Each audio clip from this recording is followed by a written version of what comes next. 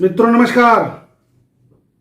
आज का हमारा विषय है कला, साहित्य, प्रेम, सौंदर्य, सौभाग्य के कारक ग्रह शुक्र के राशि परिवर्तन का क्या प्रभाव पड़ेगा। शुक्र व्यक्ति के जीवन में लालसा पैदा करते हैं। व्यक्ति के जीवन में कितना सुख है इसका निर्धारण करते हैं। जन्म कुंडली में यदि शुक्र मजबूत स्थिति में शुभ कारक होकर के यदि बैठे हैं तो व्यक्ति के जीवन में भौतिक संसाधनों की प्राप्ति सहज रूप से हो जाती है। परंतु गलत भावों में या बलहीन होकर के बैठे हैं तो जीवन का जो आनंद है, सुख की जो अनुभूति है, वह सहजता से नहीं हो पाती। इसका अर्थ यह हुआ कि शुक्र के कुंडली में मजबूत स्थिति में होने पर व्यक्ति का जो सांसारिक जीवन है वह आनंद पूर्वक व्यतीत होता है।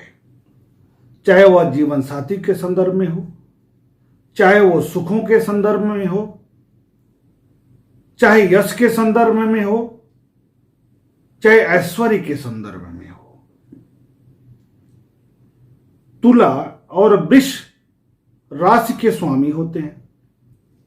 जहां मीन राशि में ये उच्च के हो जाते हैं, वहीं पर बुध की राशि कन्या में नीच के हो जाते हैं। नीच का तात्पर्य यह हुआ कि अपने प्रभाव में संपूर्णता न दे पाना, यानी संपूर्ण फल प्रदान नहीं कर पाना।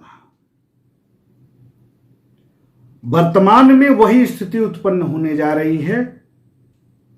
आश्विन शुक्ल पक्ष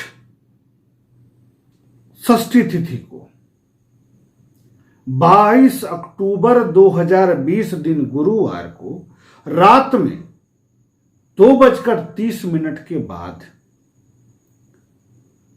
शुक्र का परिवर्तन राजा सूर्य की राशि सिंह से बुध की राशि कन्या में होगा। यही इनकी नीच स्थिति होती है, नीचत्व को प्राप्त करते हैं। बुध की राशि है, मित्र की राशि है, फिर भी यह बहुत फलदायक के रूप में नहीं होते। फिर भी यदि आपकी कुंडली में शुभ भावों के स्वामी होकर बैठे हैं तो नीच के शुक्र भी अपार धन दौलत देते हैं, ऐसा भी कहा जाता है। ऐसी स्थिति में मेष से लेकर के मीन लग्न पर्यंत क्या प्रभाव स्थापित करेंगे, हम यहां पर विस्तृत चर्चा करेंगे। लेकिन कब तक ये नीच राशि में रहेंगे और चराचर जगत को प्रभावित करेंगे, तो 16 नवंबर 2020 दिन सोमवार तक ये रहेंगे बुध की राशि कन्या में। तो आरंभ करते हैं। सबसे पहले तो बात कर लें भारतीय दृष्टिकोण से क्या होगा। तो भारत की कुंडली वृष लग्न और कर्क राशि की है। तो वृष लग्न में लग्नेश हो जाते हैं। लग्नेश होकर के पंचम भाव में जाएंगे, विद्या भाव में जाएंगे, संतान के भाव में जाएंगे, बुद्धि के भाव में जाएंगे, विवेक के भाव में जाएंगे। लग्नेश होकर के, इसका मतलब है कि मुख्य कारक ग्रह पंचम बुद्धि के भाव में गोचर करेंगे तो अच्छी स्थिति है। 10 दिनों के बाद या यूं कहें 15 दिनों के बाद एक बड़ी मजबूत स्थिति बनेगी। भारतीय वैज्ञानिक अपनी बुद्धि का प्रयोग करते हुए भारत के वर्चस्व को, हिंदुस्तान के वर्चस्व को बढ़ाने का कार्य करेंगे। क्यों? क्योंकि लग्नेश जब पंचम भाव में जाता है तो व्यक्ति बुद्धि का सर्वथा प्रयोग कर पाता है, बहुत अच्छा प्रयोग कर पाता है। और भारत के लिए, हिंदुस्तान के लिए हम सब वो संतान हैं, तो हम सब में से ही कोई ऐसा प्रतिभा निकलकर सामने आएगा जो भारत के सम्मान को अपनी बुद्धि के आधार पर आगे बढ़ाएगा। दूसरी बात, शुक्र की दृष्टि उच्च की लाभ भाव पर होगी। ऐसे में व्यापारिक समझौते या उस बुद्धि से भारत को आर्थिक लाभ की स्थिति भी बनेगी। संभव है कोरोना की वैक्सीन भारत खोज ले या कोई और ऐसा कार्य करे जिससे भारत का सम्मान भी बढ़े और आर्थिक लाभ भी हो। जैसा कि हमने पहले भी 5 महीने पूर्व वीडियो में कहा था कि 23 सितंबर के बाद कोरोना के मरीजों की संख्या में कमी आएगी 19 नवंबर तक। अगर इस बीच में वैक्सीन आ गई तब तो बहुत अच्छी बात है, अन्यथा 19 नवंबर के बाद मरीजों की संख्या में, संक्रमितों की संख्या में तीव्र गति से वृद्धि होगी। तो सतर्क रहने की जरूरत है। मैं भारतीय सरकार से कहूंगा कि हमारे वैज्ञानिकों को, हमारे डॉक्टरों को या जो अनुसंधान संस्थाएं हैं उनको इतना समर्थन और एक प्रोत्साहन दें जिससे वो कुछ नया इसी अवधि में खोज करें 19 नवंबर से पूर्व, अन्यथा बहुत देर हो जाएगी, स्थिति विकटता की तरफ चली जाएगी। अब बात करेंगे कि जब ये कन्या राशि में जाएंगे तो इनके पर दृष्टि गोचर कर रहे शुक्र की पड़ेगी, शुक्र की दृष्टि पड़ेगी। दूसरी बात, जब शुक्र की दृष्टि, शुक्र पर राहु की दृष्टि पड़ेगी तो कला के लिए खराब समय, यानी देश में फिल्म क्षेत्र से कुछ नकारात्मक सूचना आ सकती है। दूसरी बात, महिलाओं के को विशेष रूप से सतर्क रहना है 16 नवंबर 2020 तक। संभल कर चलना है, परिवार के साथ चलने की जरूरत है, अपने को बचा कर चलने की जरूरत है, क्योंकि बड़े स्तर पर अरिष्ट की सूचना मिल सकती है। माताओं, बहनों, बेटियों के सम्मान के दृष्टि से समय अवरोधक है, क्योंकि शुक्र नीच का, और नीच के शुक्र पर राहु की दृष्टि अच्छी बात नहीं है। महिलाओं के क्षेत्र से संबंधित अरिष्ट की सूचना किसी भी हद तक हो सकती है। दुष्कर्म की घटनाओं में वृद्धि हो सकती है, शोषण में वृद्धि हो सकती है, तो इसका ध्यान रखना है, सचेत होकर के आपको भी चलना है।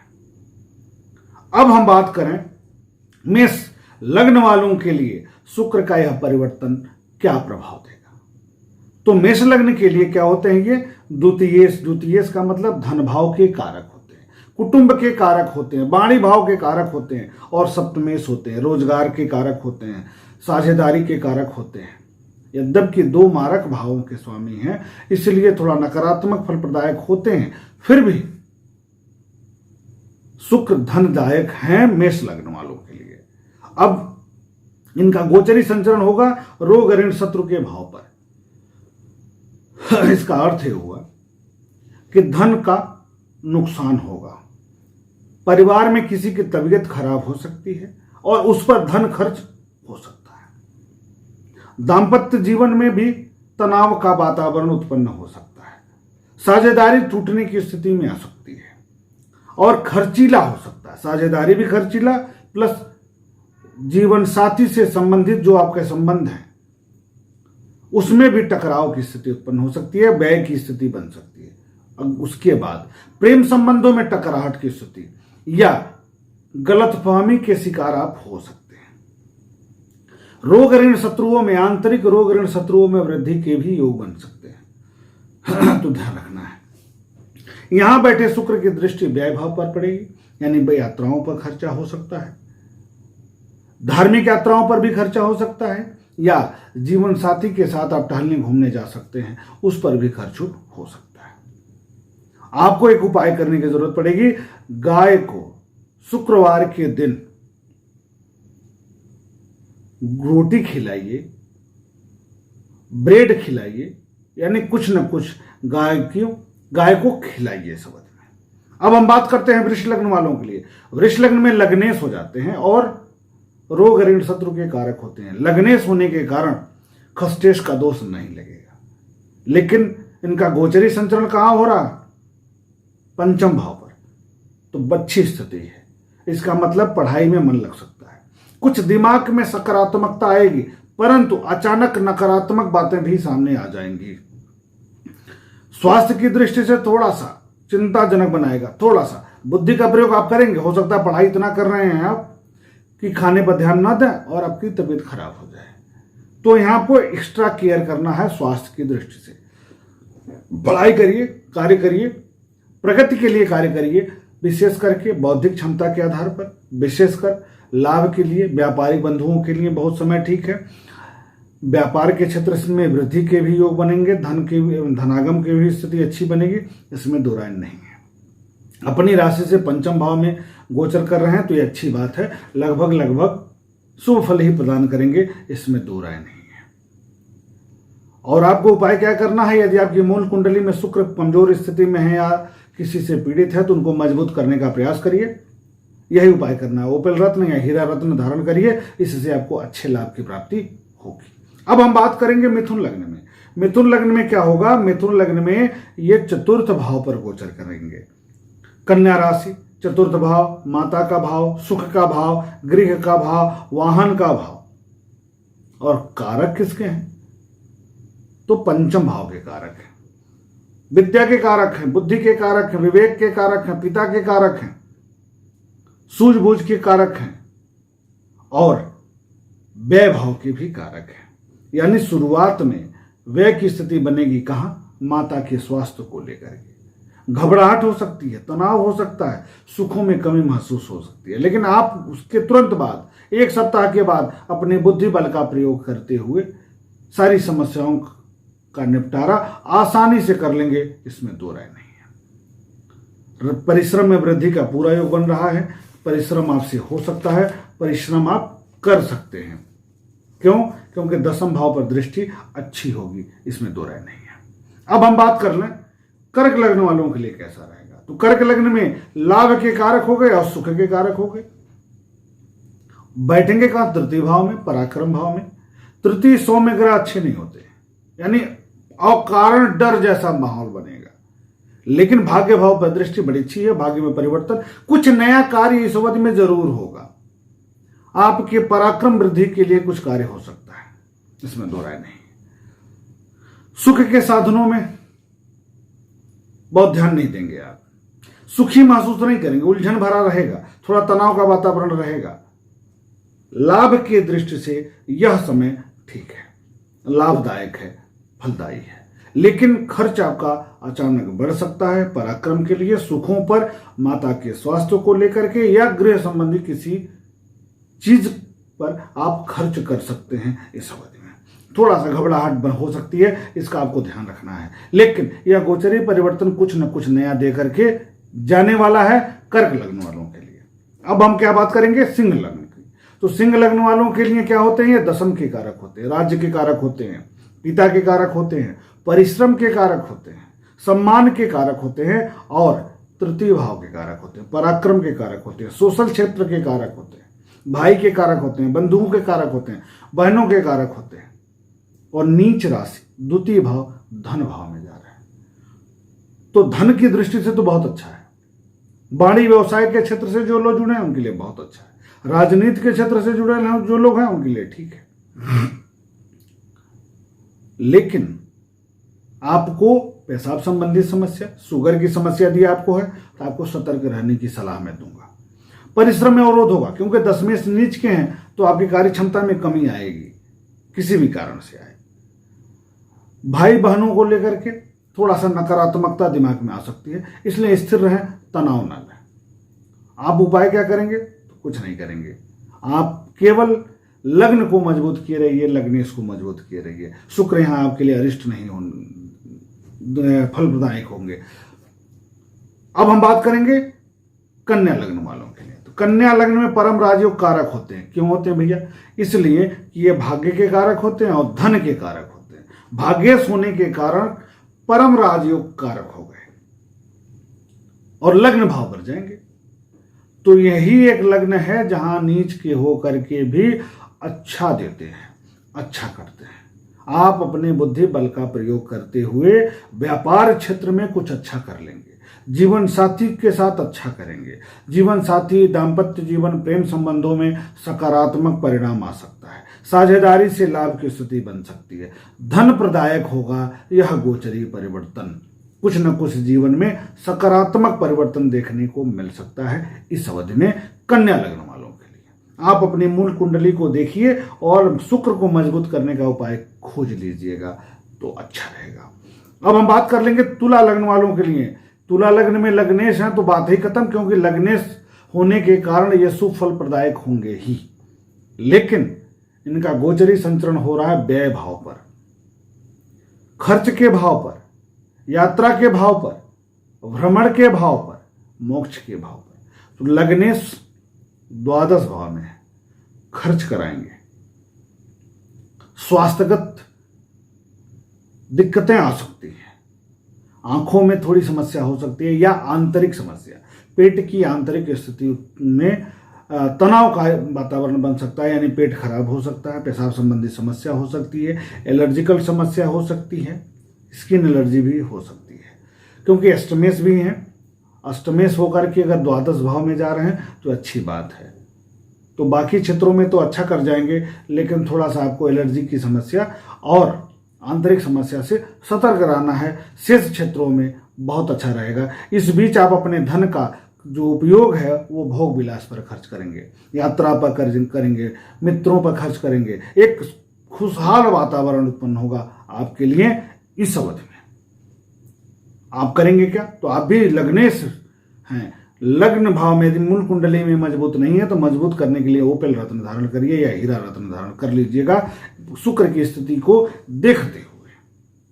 अब हम बात करेंगे वृश्चिक लग्न वालों के लिए। वृश्चिक लग्न में क्या होते हैं? व्ययेश होते हैं और सप्तमेश होते हैं। सप्तमेश यानी साझेदारी के कारक, प्रेम के कारक, दाम्पत्य के कारक, जीवन साथी के कारक और द्वितीय आय के साधन भी। बैठ जा कहाँ रहे हैं? लाभ भाव में, यानी रोजगार से लाभ, रोजगार में वृद्धि, इसमें तो दो राय नहीं है। जीवन साथी के क्षेत्र से शुभ सूचना, प्रेम संबंधों में टकराहट के साथ में अच्छा फल। जीवन साथी पर कुछ खर्च हो सकता है, आएगा, इसमें दो राय नहीं है, लेकिन कुछ व्यय की स्थिति भी बनेगी अंतिम चरण में जाकर के, यानी 10 से लेकर 16 नवंबर के बीच में। आपको बहुत कुछ करने की जरूरत नहीं है। गाय को रोटी देते रहिए, माँ दुर्गा को सफेद मिष्ठान चढ़ाना है, बस। और कोई निगेटिव नहीं है। पढ़ाई में खूब मन लगेगा, व्यापार में खूब लाभ होगा, व्यापार में वृद्धि के योग बनेंगे तो अच्छी बात है। हो सकता है जीवन साथी के क्षेत्र से कुछ खुशखबरी मिल जाए आय की दृष्टि से, तो अच्छी बात होगी। अब बात करेंगे हम धनु लग्न वालों के लिए। धनु लग्न में ये लाभ भाव के कारक होते हैं और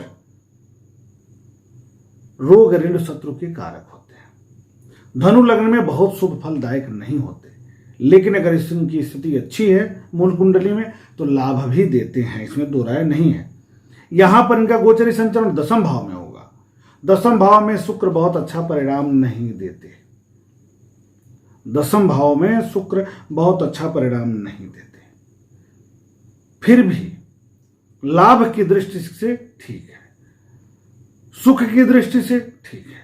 गृह और वाहन पर खर्च होगा, लेकिन तबीयत खराब होने के कारण, स्वास्थ्य के कारण आपके परिश्रम में अवरोध, कार्य क्षमता में कमी, मानसिक तनाव का वातावरण आपके लिए उत्पन्न हो सकता है, इसमें दो राय नहीं। व्यापार क्षेत्र में थोड़ा सा सावधान होकर के इन्वेस्ट करिएगा। बड़ा रिस्क लेने से इस अवधि में आपको बचना है। गृह और वाहन पर खर्च का सोच रहे हैं तो रुक जाइएगा, थोड़ा सा परिवर्तन हो जाने दीजिए, फिर करिएगा। उपाय में आप क्या करेंगे, तो माँ दुर्गा की आराधना करना है आपको, और विधवा स्त्री को कुछ भेंट कर दीजिएगा, जो भी उनको जरूरत की सामान है उसको भेंट कर दीजिएगा।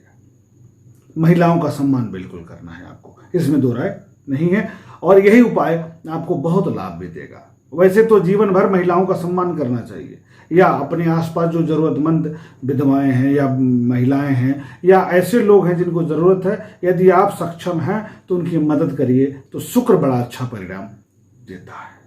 अब हम बात करेंगे मकर लग्न वालों के लिए। तो मकर लग्न में तो परम राजयोग कारक होते हैं। क्यों होते हैं? क्योंकि ये पंचम के कारक होते हैं, साथ ही दसम भाव के कारक होते हैं। यानी शुक्र हर दृष्टि से मकर लग्न में शुभ फल प्रदायक है। लेकिन इनका गोचरी संचरण कहां हो रहा? भाग्य भाव में। तो पंचमेश भाग्य भाव में बड़ी अच्छी बात, दशमेश भाग्य भाव में, यह भी बड़ी अच्छी बात। तो पराक्रम में वृद्धि, भाग्य में वृद्धि, सम्मान में वृद्धि, संतान पक्ष से शुभ समाचार, सम्मान नजदीक आ जाएगा, संतान आपके पास आ जाए, बच्चों के क्षेत्र से कोई खुशखबरी मिल जाए, मन में प्रसन्नता आ जाए, तो इस तरह का वातावरण आपके जीवन में बनेगा। और शुक्र जैसे ही स्वगृहाभिलाष स्थिति में जाएगा, वैसे ही आप परिश्रम में वृद्धि करेंगे, कुछ नयापन जीवन में आएगा, कुछ अच्छा सूचना मिलेगा, इसमें दो राय नहीं है। गृह और वाहन के क्षेत्र में अच्छी उपलब्धि हासिल होगी। कब? जब ये तुला राशि में जाएंगे। तो अभी आपको धैर्य रखना है। गृह और वाहन संबंधी अगर कोई विचार बना रहे हैं लेने के लिए, तो आप इसको रोक दीजिएगा 16 नवंबर तक। लेकिन आनंददायक जीवन होगा आपके लिए, विशेषकर संतान के क्षेत्र से, विशेषकर कार्यस्थल पर। अब हम बात करेंगे कुंभ लग्न वालों के लिए। तो कुंभ लग्न में भी ये परम राजयोग कारक होते हैं। क्यों होते हैं? क्योंकि ये सुख के कारक होते हैं, चतुर्थ भाव के कारक होते हैं और भाग्य भाव के कारक होते हैं। भाग्येश और चतुर्थेश होने के कारण शुक्र परम राजयोग कारक हो जाते हैं। लेकिन अष्टम भाव में नीच के होकर जा रहे हैं, तो चतुर्थेश और भाग्येश यदि अष्टम भाव में जाते हैं तो सुख भंग और भागभंग योग बन जाता है। लेकिन शुक्र की दृष्टि धन भाव पर है, तो धन की दृष्टि से तो मजबूती मिलेगी, लेकिन सुख में कमी जरूर महसूस होगी, उलझन जैसा महसूस होगा, कार्य करने का मन नहीं करेगा, सब कुछ होने के बाद भी कुछ खोया खोया सा महसूस होगा। लेकिन भाग्य किसी में उतना नुकसान नहीं होगा, क्योंकि यह स्वगृहाभिलाषी होने जा रहे हैं, तो अच्छी स्थिति बनेगी भाग्य के लिए। एक बात और बहुत महत्वपूर्ण है, शुक्र अष्टम भाव में जाएंगे तो पेशाब संबंधी समस्या, शुगर की समस्या या पेट की आंतरिक समस्या यदि पुरानी है तो इस बीच में उभर जाएगी और तनाव दे सकती है। तो थोड़ा सा स्वास्थ्य पर ध्यान देना है आपको। और उपाय क्या करेंगे? कुछ नहीं, मूल कुंडली में यदि शुक्र मजबूत नहीं है तो मजबूत करने के लिए उपाय कर लीजिए, बस, और कुछ नहीं करना है। अब हम बात करेंगे मीन लग्न वालों के लिए। तो मीन लग्न में शुक्र अच्छा फल प्रदायक नहीं होते। क्यों? क्योंकि अष्टम के कारक यही हैं, मुख्य मारक यही हैं, साथ में तृतीय पराक्रम है। सौम्य ग्रह का पराक्रम भाव से संबंध होना अच्छी बात नहीं है। और जा कहां रहे हैं? दाम्पत्य के भाव पर। दृष्टि कहां डालेंगे? तो शरीर भाव पर। इसका मतलब अर्थ यह हुआ कि पराक्रम में कमी, भाई बंधुओं को लेकर तनाव का वातावरण, दाम्पत्य जीवन में तनाव का वातावरण, प्रेम संबंधों में तनाव का वातावरण, साझेदारी के कार्यों में अवरोध की स्थिति, और इन सभी के कारण मानसिक स्थिति में कमजोरी आना। स्वास्थ्य की दृष्टि से भी चूंकि इतना तनाव होगा कि आप खुद को मानसिक स्तर पर बीमार महसूस कर सकते हैं, तो इस बीच में आपको उपाय करना पड़ेगा। उपाय क्या करेंगे आप? सफेद मिठाई मां भगवती को अर्पित करिए और उनके से प्रार्थना करिए। प्रत्येक शुक्रवार को गोधूल के बाद शाम के समय यह उपाय आपको करना है, तो बढ़िया होगा। जो नकारात्मक फल है वह दूर होगा, शुभ फल आपको प्राप्त होगा। इस प्रकार शुक्र के नीच राशि में गोचरीय परिवर्तन का क्या प्रभाव होगा, इसकी चर्चा हम लोगों ने लग्न वाइज मेष से लेकर मीन पर्यंत किया।